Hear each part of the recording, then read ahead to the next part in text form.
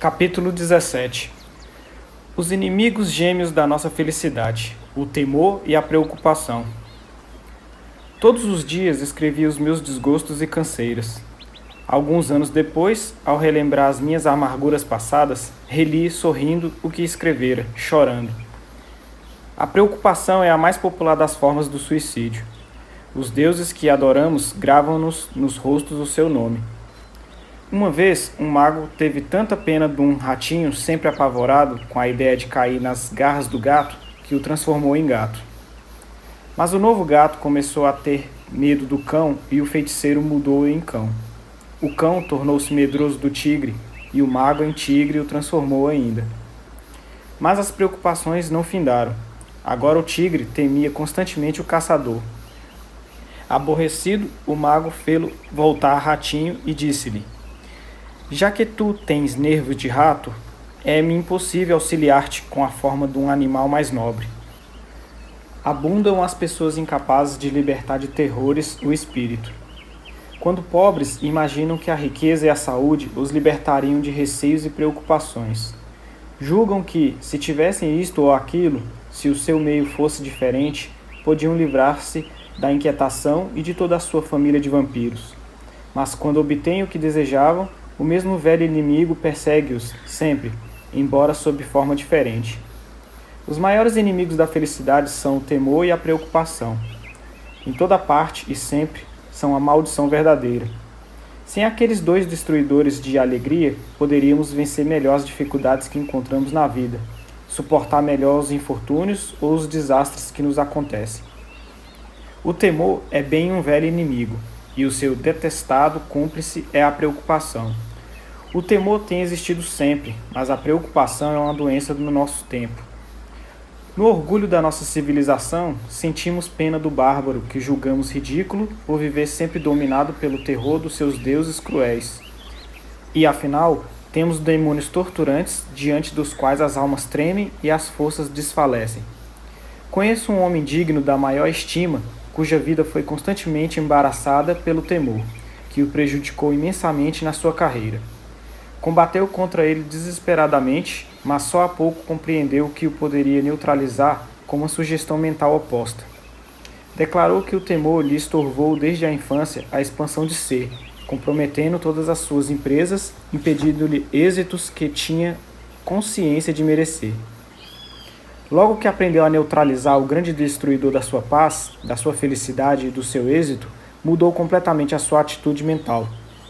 Diz agora que nunca se conheceu bem a si próprio, nem imaginou as faculdades de que se dispunha, e que só verificou a sua capacidade depois de aniquilar o temor.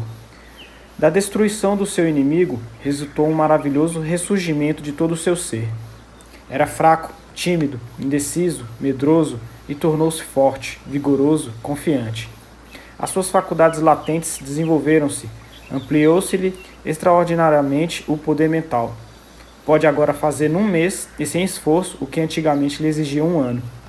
O temor mata a esperança. A preocupação e a inquietação destroem a confiança, o poder de concentração e paralisam a iniciativa. O temor é fatal a todo o progresso. É o envenenador da felicidade. Escreve um autor: logo que sintais a aproximação da impaciência e da preocupação, tomai contra elas um antídoto. São inúmeras as pessoas que vivem num medo constante de coisas desagradáveis. Não têm coragem bastante para gozar deveras à vida. Têm medo de se chocar com os que lhes são superiores em inteligência ou fortuna. Com receio de que se descubra a sua pobreza de inteligência ou de dinheiro. Privam-se das vantagens e dos prazeres que lhe correriam de uma vida mais sociável. São covardes, e os covardes nunca são felizes. Fomos criados para dominar o nosso ambiente e não para sermos flagelados pelos acidentes ou pelos azares. Os nossos maiores inimigos vivem dentro do nosso próprio cérebro, dentro da nossa imaginação, nas falsas ideias que temos da vida. Deveríamos ser conquistadores e não escravos. E não há escravidão maior do que a das ideias supersticiosas que nos tornam covardes. A superstição e a ignorância arruinam a felicidade de muita gente.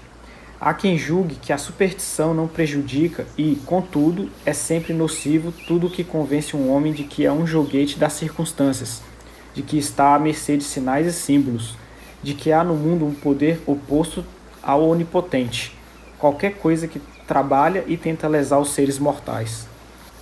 Calcula-se que há mais de 5.000 diferentes formas de temor. Para muitos, o temor de qualquer desgraça iminente está sempre suspenso sobre a sua cabeça. Aparece-lhes até nos melhores momentos, envenenando-lhe a alegria por tal forma que em nada colhem qualquer prazer real.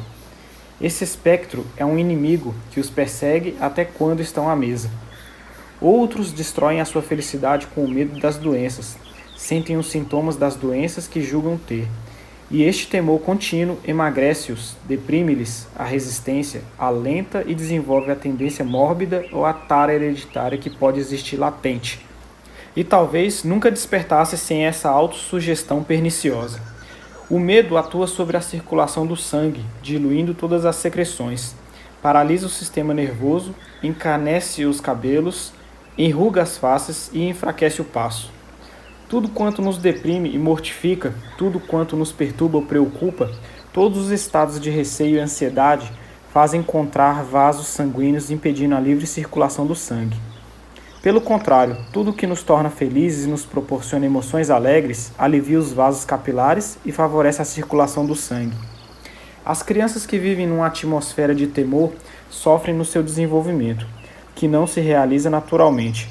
Os seus corpos enfraquecidos, atrofiados, nunca se tornam normais.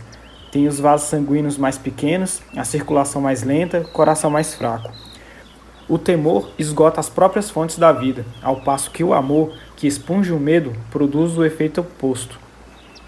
Estranho é que, depois de tantos séculos de experiência e progresso, a raça humana ainda não tenha aprendido que o temor não passa de um fantasma da imaginação, recusando-se terminantemente a ser torturada por tão grande inimigo da sua felicidade. Parece que a raça humana já se devia ter libertado desses sofrimentos inúteis e, afinal, deixamo-nos aterrar pelos mesmos espectros que perseguiram os nossos antepassados e que poderiam ser facilmente destruídos ou neutralizados pela simples mudança do pensamento, de atitude mental. Olhai para trás, vós que vos aproximais do túmulo. Descobrireis que foi o temor que vos envelheceu prematuramente, que vos enrugou o rosto, que vos tornou pesado o passo e roubou o brilho das faces, que vos esbulhou de toda a alegria, que reconhecereis que, afinal, muitas das vossas preocupações, cuidados e receios não tiveram motivo de existir. Singular é que uma coisa sem base real, um fantasma da imaginação, como é o temor, tenha podido atormentar a humanidade desde o princípio da sua história até hoje. Sabemos que o Criador nunca deixou no homem criado à sua semelhança nada que lhe possa causar terrores e destruir-lhe o repouso do espírito e a felicidade, roubando-lhe a energia. Disse há pouco um médico que o temor é tão normal no homem como a coragem. Com tal raciocínio também se poderia afirmar que a discórdia é a harmonia, que o temor é normal. A morte é um fenômeno tão natural como o nascimento. Consiste apenas em se transpor uma das portas da vida, para se entrar noutro estado de existência consciente. A mudança trazida pela morte é tão natural como a mudança da lagarta em crisálida e de crisálida em borboleta. É um novo estado de desenvolvimento. A morte não passa de uma ponte subterrânea que nos leva a uma luz maior. Muitos têm tal medo da morte, terrificam-se tanto só com pensarem nela, que não gozam honestamente o presente, nem o apreciam dentro do possível. Há pessoas que parecem andar sempre a preparar-se para morrer. Essa atitude mental, esta vida dominada pela sombra da morte, é atrofiadora. É um esqueleto que vem tornar-lhes fúnebres todas as festas. Não podem gozar sob o pavor perpétuo da morte. Conheço muitos indivíduos que, ao chegarem à meia-idade, se preparam todos os dias para o seu fim, pondo em ordem os seus negócios, fazendo o testamento, determinando como deve ser tudo feito depois de morrerem.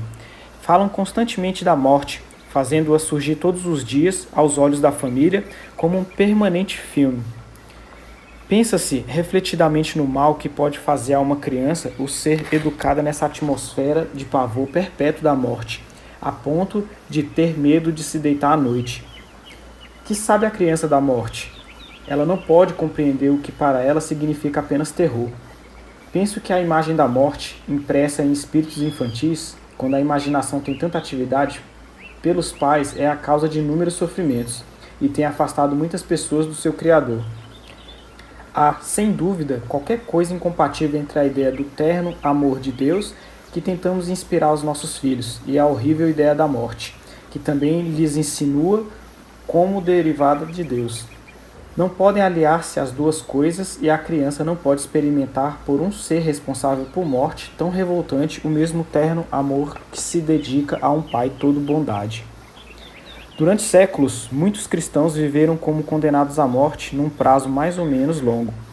O temor constante da morte estava suspenso sobre eles como um manto fúnebre que lhes roubava toda a alegria. A alma confiada e calma goza a felicidade nobre e experimentada um sentimento de absoluta segurança em todas as circunstâncias. Quando alguém se julga vítima de um destino que não pode dominar, esperando a cada passo ver fracassados todos os seus planos, são vãos os seus programas e baldadas todas as esperanças.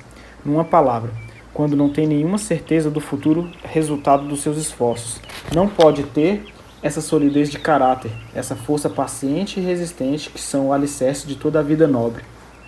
Devemos ter a convicção de que há em nós algo de divino, que nos ampara em todos os lances, que um sábio Criador nos protege para podermos desenvolver em nós um caráter resistente. Devemos ter um sentimento de absoluta segurança até podermos atingir esse equilíbrio do caráter que constitui a plenitude no homem e na mulher. Enquanto no nosso espírito subsistir uma dúvida, por pequena que seja, de que fazemos parte integrante do eterno princípio, do grande plano infinito que não pode ser destruído e que está acima das investidas das necessidades, da sorte ou do infortúnio, o nosso caráter será defeituoso. Não terá nunca aquela força de resistência que é a característica de todas as virtudes nobres. Todos os grandes caracteres tiveram aquela fé invencível na verdade do ser, no princípio permanente, na realidade do amor divino e no fim supremo da vida. Uma completa confiança em Deus, que é o Deus da vida e não da morte. O temor provém da consciência que temos de estar separados do infinito princípio do amor, da verdade e do poder onipotente. Não há nada de mais tranquilizador, nada que melhor prove a nossa unidade com a divindade do que estas alentadoras palavras de Jesus Cristo. Olhai, estou convosco todos os dias, até ao fim do mundo.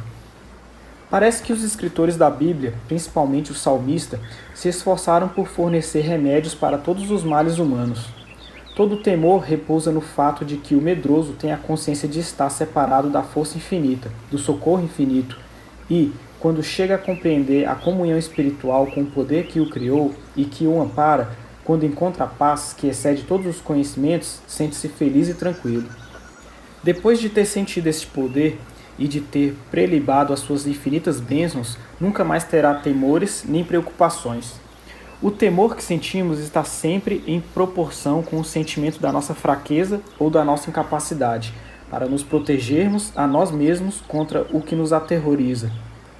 O falecido professor Scheder, da Universidade de Harvard, dizia que a maior descoberta do século passado é a unidade de todas as coisas no universo, a unidade de toda a vida.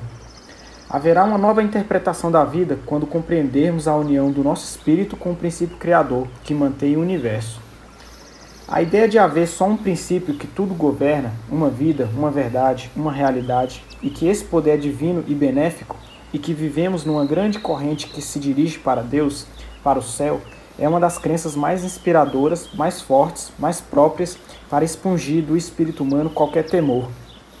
O fato de, pelo nosso ser interior, fazermos hoje necessariamente parte daquele grande e divino princípio de ser tão impossível o nosso aniquilamento como das leis matemáticas, de compartilharmos de todas as qualidades do nosso Criador e de devermos ser perfeitos e imortais, porque fomos criados pela perfeição. Resolve todos os mistérios da vida e dá-nos uma sensação maravilhosa de segurança e de contentamento que nenhuma outra coisa nos pode oferecer. Portanto, à medida que possamos entender essa comunhão com a divindade, essa conformidade espiritual com o nosso Criador, tornar-se-ão confiadas as nossas vidas. Os nossos temores, as nossas preocupações, as nossas inquietações indicam que perdemos a consciência da nossa filiação, que deixamos a casa paterna, que não vibramos unanimemente com o infinito, que estamos separados do divino princípio. Quando sentimos a mão apertada pela mão onipotente, estamos bem próximo de Deus para podermos duvidar ou temer, e sabermos que nenhum mal provém daquela divina origem, e todo o sentimento de temor se dissipa. Sentir que somos, sempre e em todos os lugares, protegidos pela sabedoria divina, fortifica maravilhosamente a vida e dá uma serenidade, firmeza e confiança que não poderíamos alcançar de nenhum outro modo. A consciência de que, presentemente, a nossa vida, o nosso movimento, o nosso ser estão intimamente ligados a Deus, há de revolucionar as nossas vidas. E, quando possuirmos um espírito verdadeiramente cristão, não tornaremos a sentir nenhum receio. Cada um de nós deveria ser capaz de dominar sua própria mentalidade, de ser o senhor do seu espírito em todo o tempo. Faz dó ver um homem forte ser a vítima de pensamentos torturantes que poderia estrangular num abrir e fechar de olhos. O espírito de muitos homens é tão afetado por quiméricos terrores e inquietações, tão perturbado pelos pressentimentos, que se não pode confiar no seu juízo. Sob o império do temor, desaparecem o bom senso e o critério. Um homem deveria ser capaz de governar o seu próprio reino mental. Deveria poder julgar a qualidade de pensamentos a que é acessível e deveria ter o poder de lhes abrir ou fechar as portas da inteligência.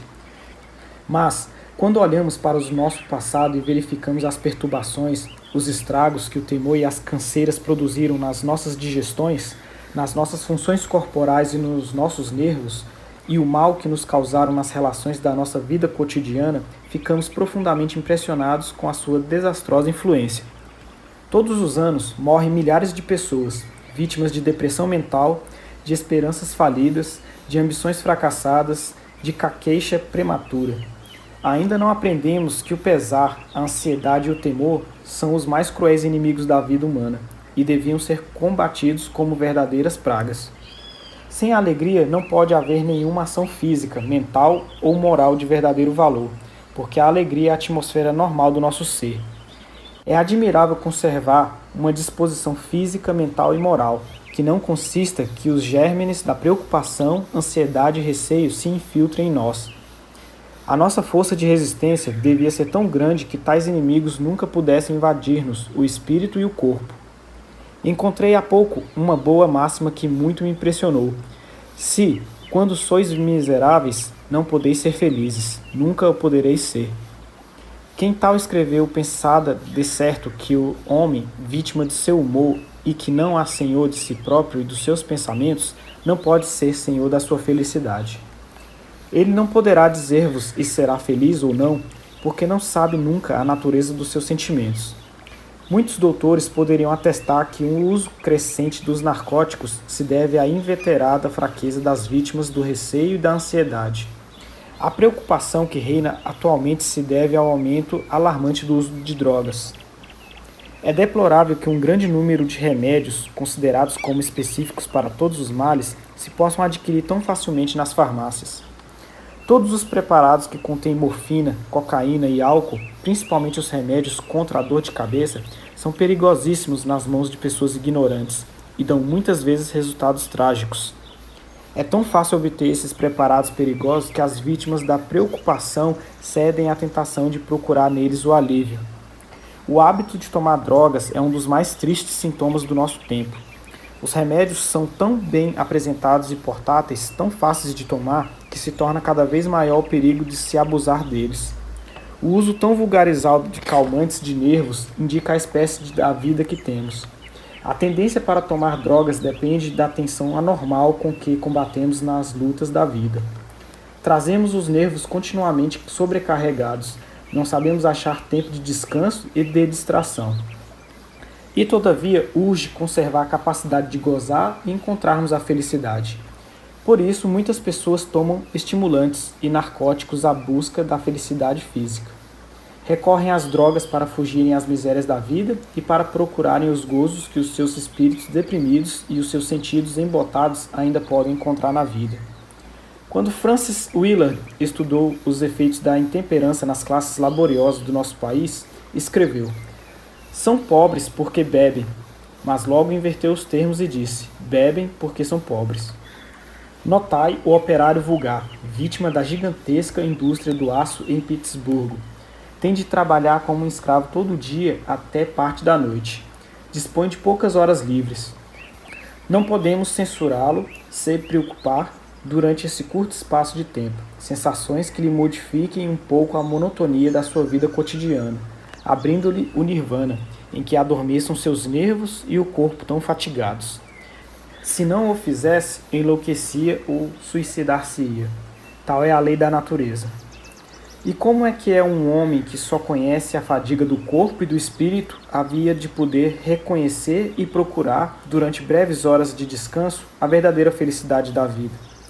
Crente que só tem um meio de procurar a reação indispensável, só nele vê um relâmpago de felicidade. Pensa que deve beber até estar tão embriagado que esqueça a sua existência, tendo sensações e visões desagradáveis. É este um exemplo extremo, mas faz compreender as tendências anormais do nosso tempo e às quais todos nós estamos expostos até certo ponto, enquanto a vida fizer de nós máquinas e escravos. Tememos perder a nossa faculdade de gozar a vida, receamos que os cuidados e sacrifícios nos privem da felicidade. E, se não formos capazes de substituir o temor e o cuidado pela verdadeira felicidade que se nos depara na vida normal, teremos de lançar mão dos meios exteriores, das drogas e dos estimulantes, para obtermos um simulacro patológico da felicidade.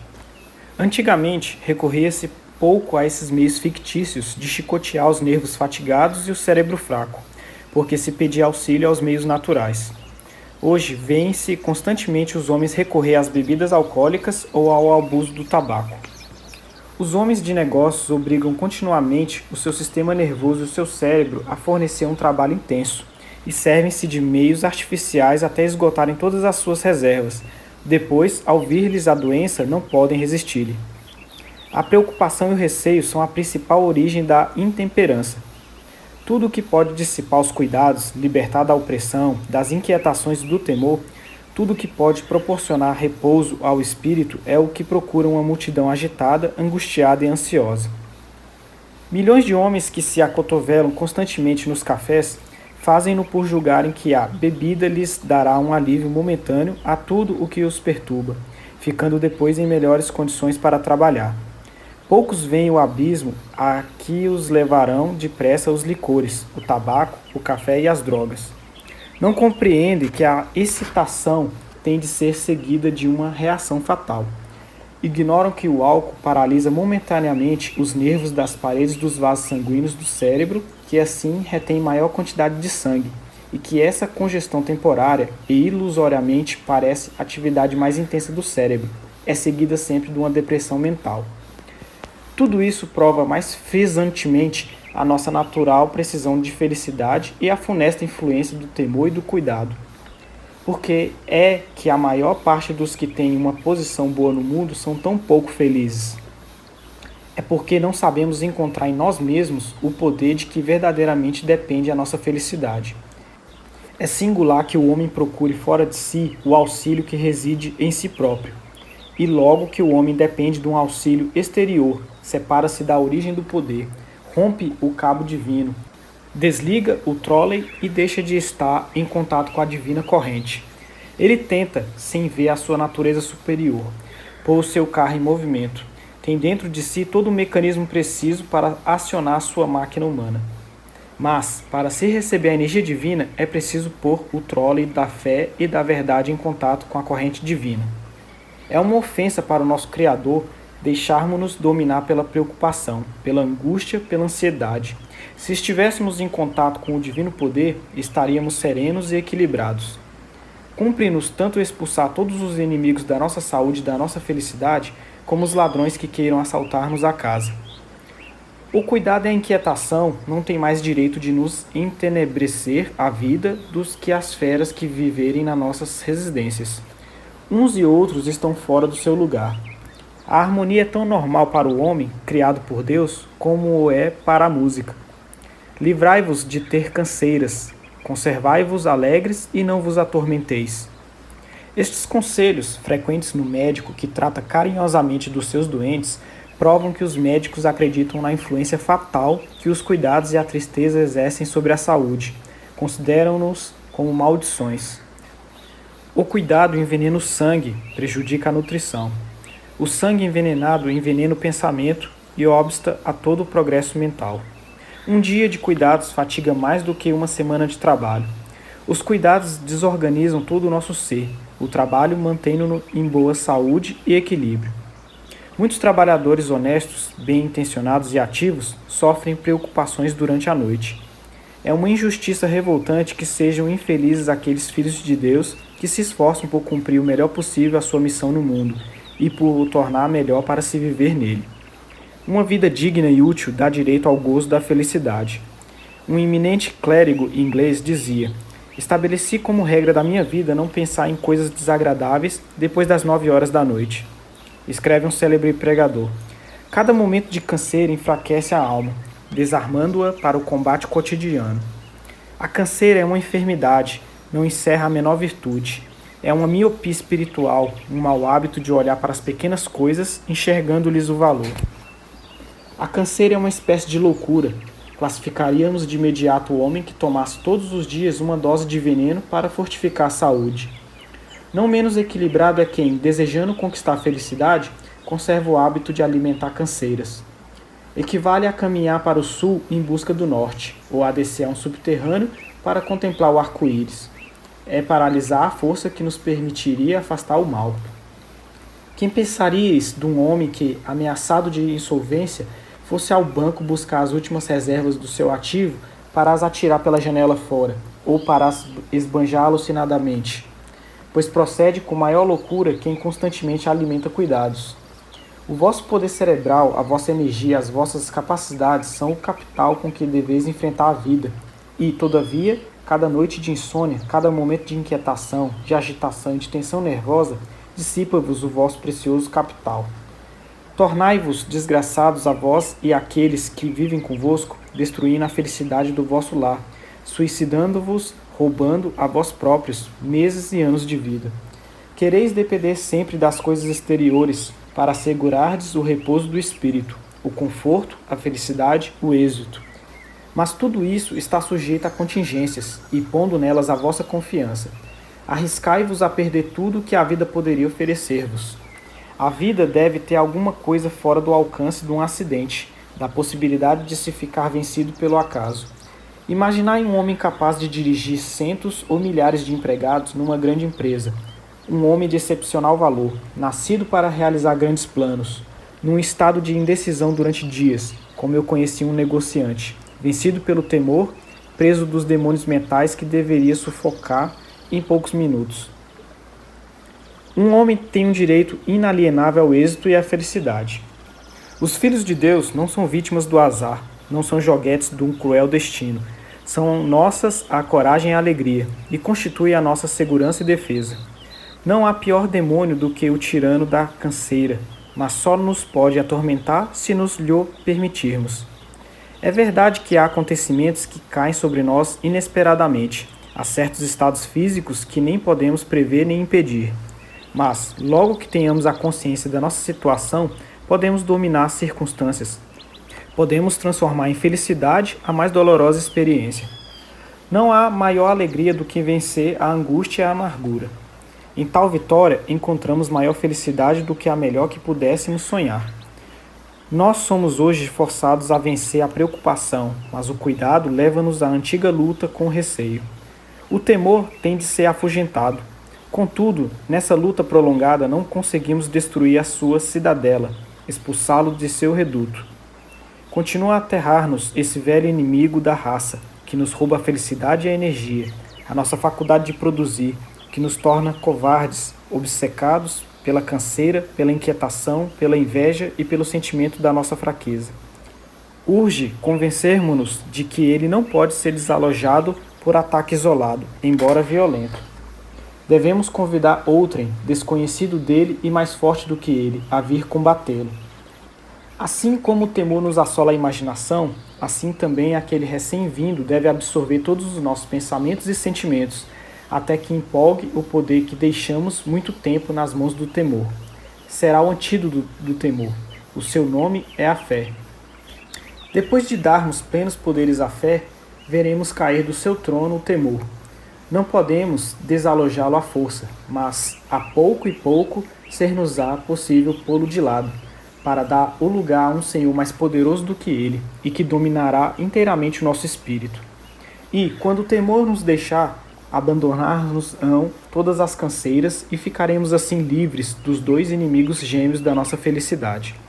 O homem encontrará uma sublime fé nova em si próprio, adquirirá um sentimento de segurança, de liberdade, aptidão, que presentemente não pode conceber, saberá dispor da parte do poder divino que lhe foi concedido pelo Criador.